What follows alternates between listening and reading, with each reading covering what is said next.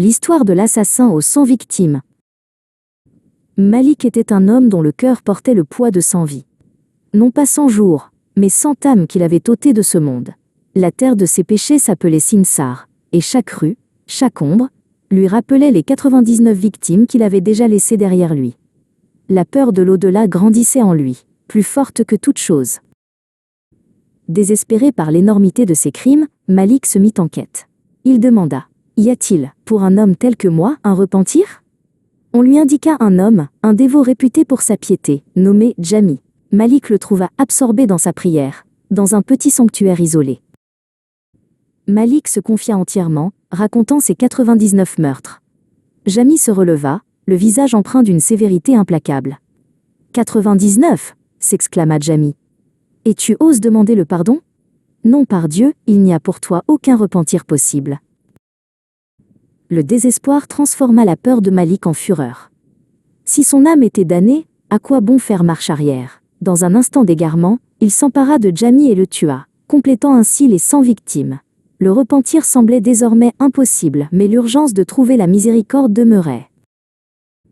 Malik continua sa quête, marchant jusqu'à ce qu'on lui parle d'un grand savant, Hakim, connu pour sa sagesse et sa douceur. Il trouva Hakim sous un arbre, enseignant à quelques étudiants.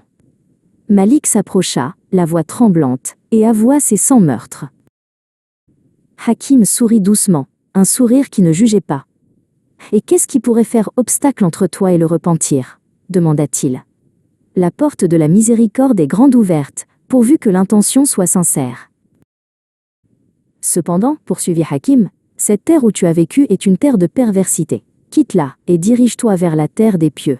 Là-bas, tu trouveras des gens qui adorent Dieu, adorent avec eux. Malik, le cœur allégé par l'espoir, se mit immédiatement en route pour cette nouvelle terre. Il marcha sans relâche, jour et nuit, porté par la seule force de son intention. Mais alors qu'il avait parcouru la moitié du chemin, à égale distance entre la terre du péché et la terre de la vertu, le terme de sa vie arriva.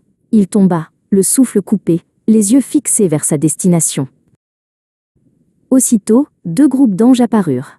L'ange de la miséricorde dit: « Il est venu repentant, le cœur tourné vers Dieu, son âme nous appartient. » L'ange du châtiment répliqua: « Il n'a jamais accompli de bonne action, et il n'a pas atteint sa destination. Il est à nous. » Un autre ange envoyé par Dieu pour arbitrer ordonna: « Mesurez la distance entre les 2 terres. Il appartiendra à celle dont il est le plus proche. » Et Dieu, par sa miséricorde, ordonna à la terre des pieux de se rapprocher. Lorsque la mesure fut prise, Malik était plus proche de la terre de vertu d'une seule coudée. Son intention sincère avait été acceptée,